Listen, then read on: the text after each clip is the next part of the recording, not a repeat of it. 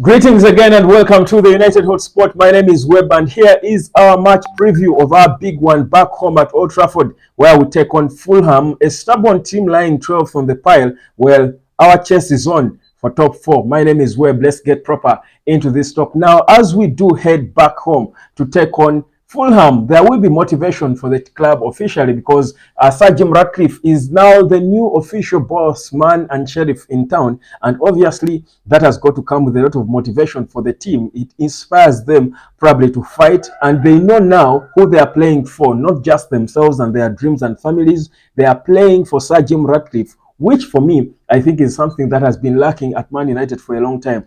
Players have lacked a motivation, a person to die for. The Glazers, obviously, like with the fans, even for the players, have not always had that heart of who they are fighting for. Right now, you feel like for Sir Jim, each player will want to die, knowing it's not just about being a part of history, resurrecting this club, but also fighting for a man who is a fan of this club but has put his billions on the line to try and see it back up. So it will be an honor for them to fight and keep their place in this rebuilding process. But getting proper into the game, there is a bit of a concern. If there is one person who is going to be sad about the game on Saturday, it will be Luke Shaw, who will certainly have no part to play because of injury. Now, the question is, what is going to be the plan for Manchester United? Luke Shaw has confirmed he has got a muscle injury. It's going to keep him out for quite some time, and he might not even be back for the rest of the season. Now, the question is, should Manchester United quickly move to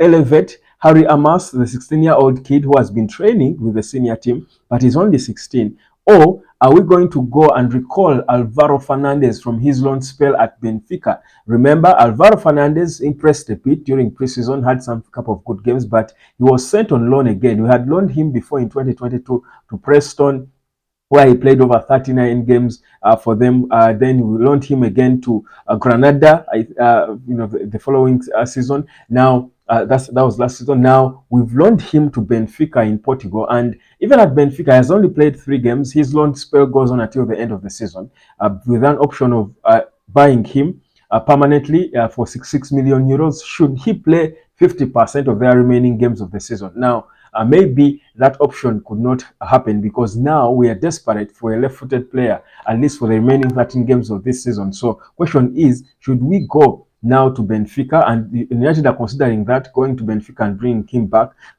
You wonder though whether a player who has only played 3 games in Portugal will be fit enough to handle the heat and intensity of the remaining 13 games in the final bend of a Premier League season. So that's where, of course, the thoughts are going on, debates are going on, because we've got that option. We can recall him back from loan. He's still our player. If we need him, we can get him back. So that's being considered. Or should we stick with Victor Lindelof and Sofian Amrabat, who are the other deputies we have, the only players who have played there before, with the exception of Diogo Dalot, who obviously now is the main guy on the right back without Aaron Wan-Bissaka. So that's a bit of what's going on, the debates going on at Carrington. But that said, United has got to deal with Fulham first, with whoever we have in place.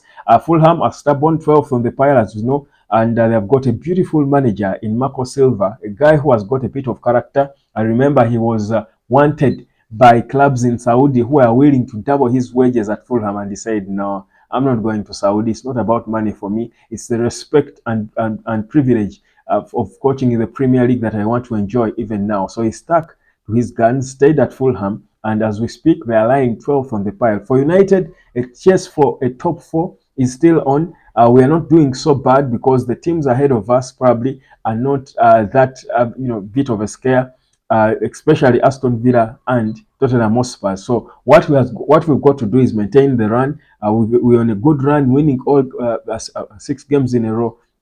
Beautiful stuff. Our striker Rasmus Højlund is also on form. He's scoring goals for fun. He has rediscovered his goals scoring boots like he was in the Champions League. So it looks good where we are as Man United now. But if just a small thing can disorganize what has been looking like progress. So the whole left-footed players thing is certainly has got to be handled with a lot of meticulousness. If not, it can disorganize the progress that we seemingly had realized in the past couple of games. And Eric Ten Hag is extremely aware of that. So that's where we are. We are now looking at what we are going to do. But if you ask me honestly, I mean, we struggled against Luton, and I expect the game against Fulham to be even tougher. Fulham is never an easy opponent for any team to deal with. No wonder they are not fighting relegation. They are in respectable positions. They are fighting to be in the bottom half of the log, and that's, I think, would be commendable. Good results for Marco Silva. The reality is we've got what it takes to beat them. We've got what it takes to beat any team. At least for now, we could be one of the most dangerous teams to play with because we seem to have a psyche and motivation about us that you love to see. But against Fulham, and looking back at the performance we had against Luton, I'm thinking if Eric Ten Hag comes with the same way approach, letting Fulham on the ball, not respecting them like we did Luton, they can punish us and we could struggle again to fight and get a win. The beauty is we are home, and the home motivation is always going to be a big push to us. But if we do come and we respect Fulham and allow them to attack us, and they will come with that confidence, because if Luton could do it, Fulham will come and they should be able to do it. They will come feeling like they can come and push for a victory and settle for a draw probably. So for me, I think the game plan for Manchester United this time should be to come and dominate the game. We come and we are proactive. Eric Ten Hag says he loves to be proactive. We are not proactive against Luton, to be honest. I think he has got to come out and be proactive from the start of the game. And if that happens, we should be then able to control the game and show them that we are home, combo them, and then keep them at bay. That way, we'll keep them at home. We'll keep them, thinking about defending and perhaps playing for a draw. But if we come and want to get them on the counter, allow them time on the ball, it's going to be a high pressure game for us. And trust me, again, we will maybe, because we are home, because of the 12th man, we could we could forge a victory, but it will still not be convincing. Yet for now, this being the first game under the official ownership of Sir Jim Ratcliffe, you think, and they expect him to be there, you think we should be dominating, we should send a statement, you should send a message, make a statement again to Fulham that, you know what, we are the new Manchester United under our new man. So for me, I think this is going to be an important game that we need to handle with differently. More proactive, dominate play. We don't want to win like we won against Luton, who dominated possession, who are better than us, literal at everything. We are just a little more clinical.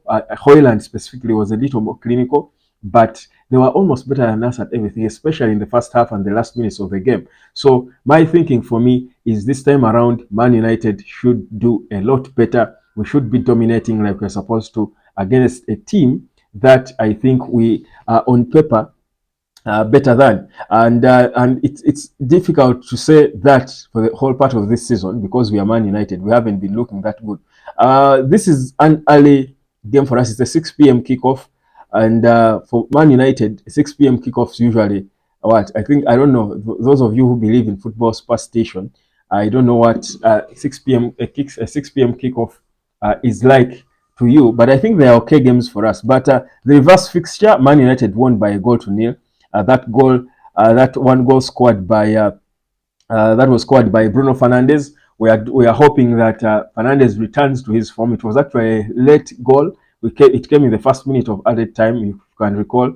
This time, we are hoping things are different. We should be able to win this one more comfortably. But the question is, how do we handle the left back position? Tomorrow, of course, or later today, tonight, I will come back and give you my probable starting 11. But that will be first after the press conference. Eric Ten Hag is expected to give an update on the players tomorrow. That will be Friday in the pre-match press conference. I will talk about who I expect to start, perhaps my probable starting 11. Certainly expect a change in the starting 11 because of the injuries that will force him into a situation. In the middle, there is a debate of whether Harry Maguire, Scott McTominay should be starting ahead of Casemiro. That as well could be debated, but I think we'll look at the training tomorrow and get to see clearly who should be starting for Manchester United. But for now, that's what it is. United could recall Alvaro Fernandez from his loan at Benfica.